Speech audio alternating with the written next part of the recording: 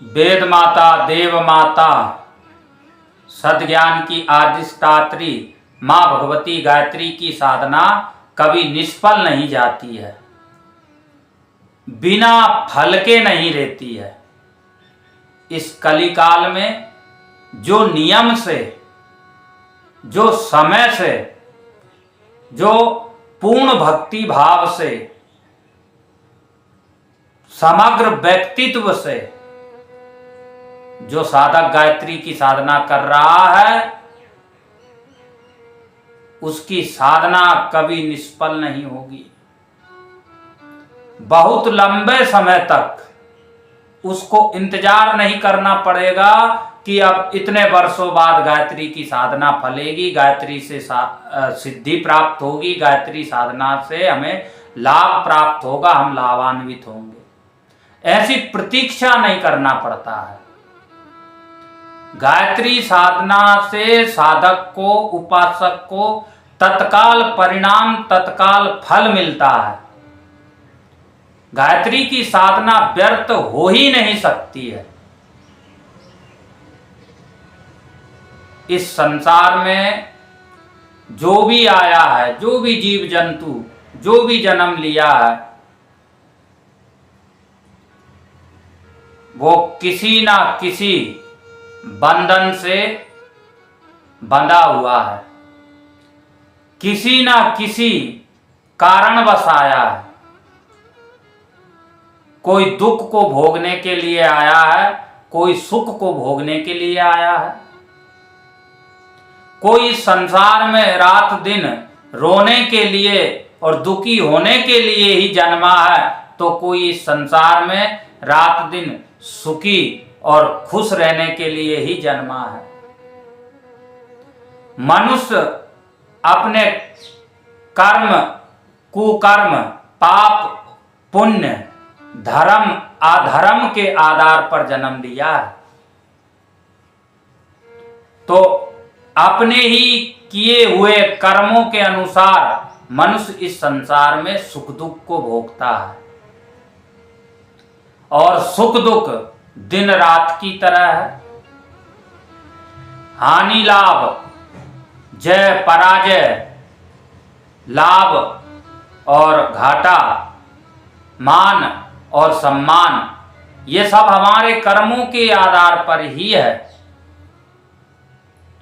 तो कर्मों को परिष्कृत करने के लिए, पापों को, प्रारब्धों को, कुकर्मों को नष्ट करने के लिए गायत्री साधना से बड़ा और कोई ब्रह्मास्त्र नहीं है इस संसार में। कर्म से कर्मण्येवाधिकारस्य मा फलेषु कदाचन।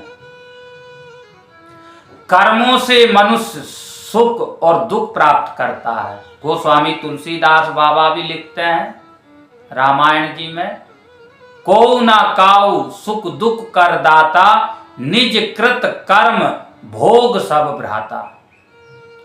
इस दुनिया में, इस जगत में कोई किसी को दुखी नहीं कर सकता है, दुख नहीं दे सकता है, और कोई किसी को सुखी नहीं कर सकता है और उसे सुख भी नहीं दे सकता है।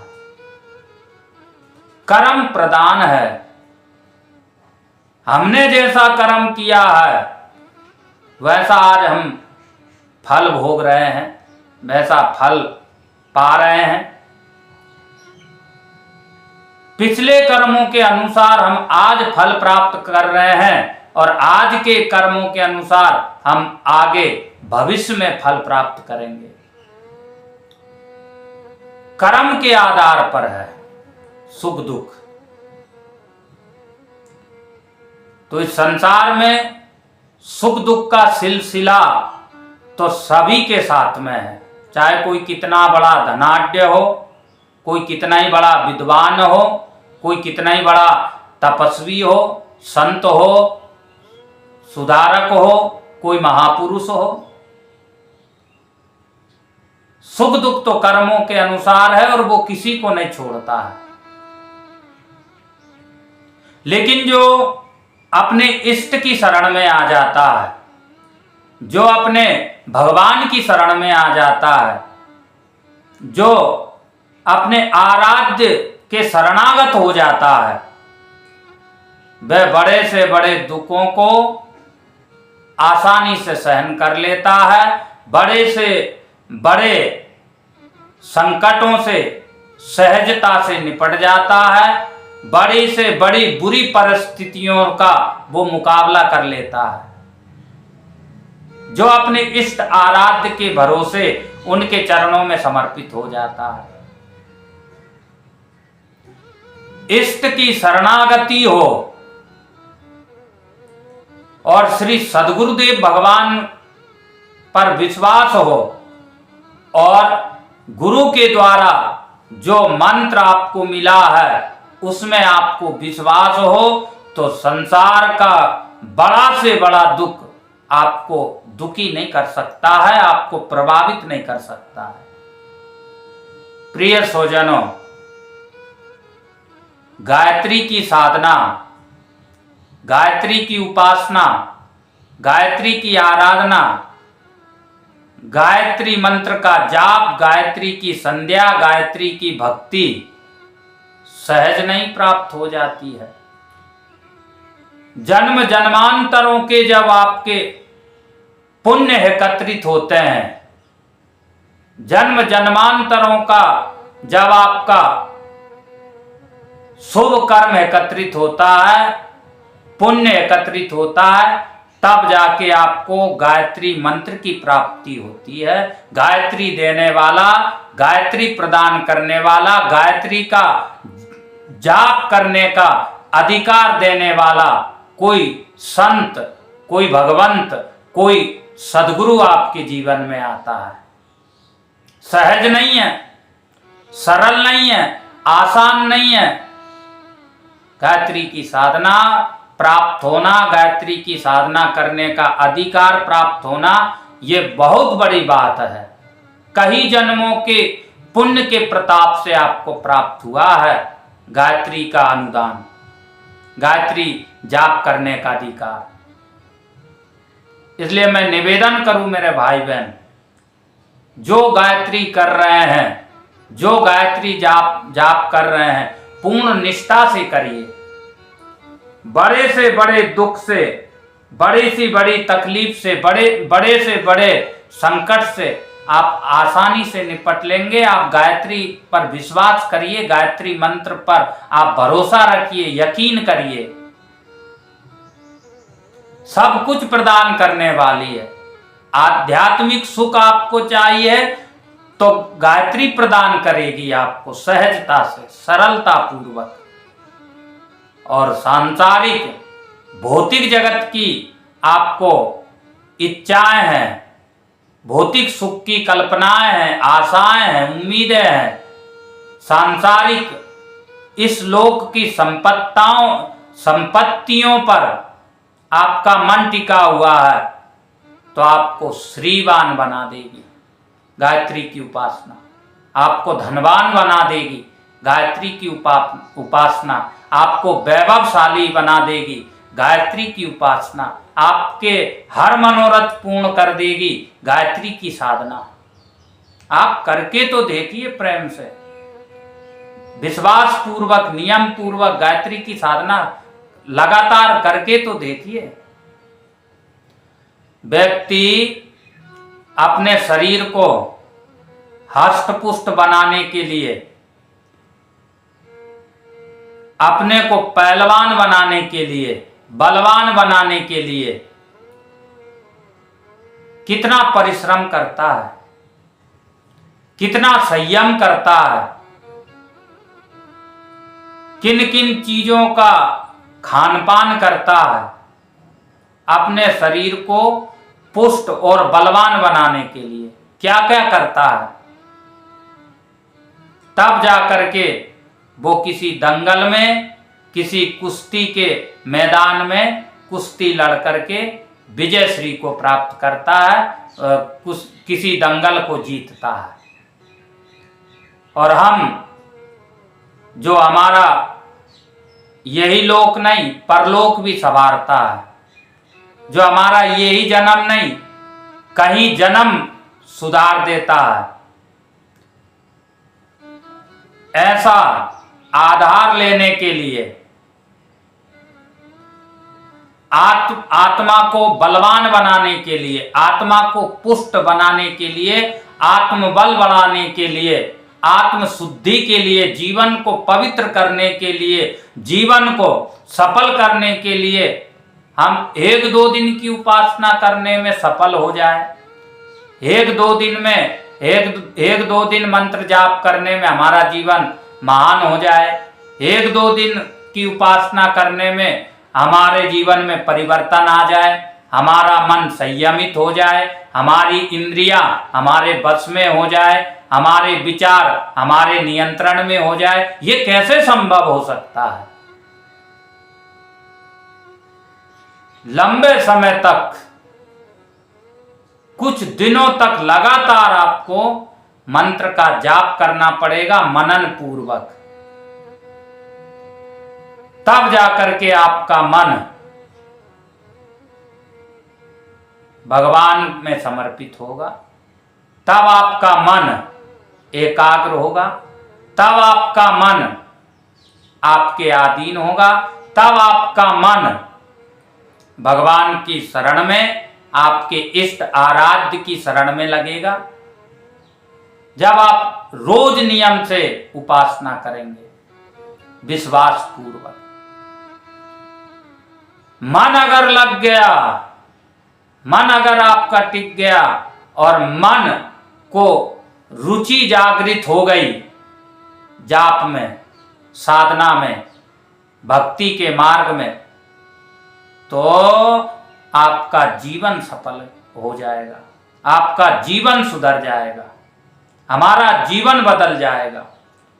हम नर होते हुए ही नारायण जैसे दिखेंगे, मानव होते हुए ही देवताओं जैसे दिखेंगे, और इस कलयुग में रहते हुए ही हम सतयुग जैसा आनंद प्राप्त कर सकेंगे। इसलिए भैया,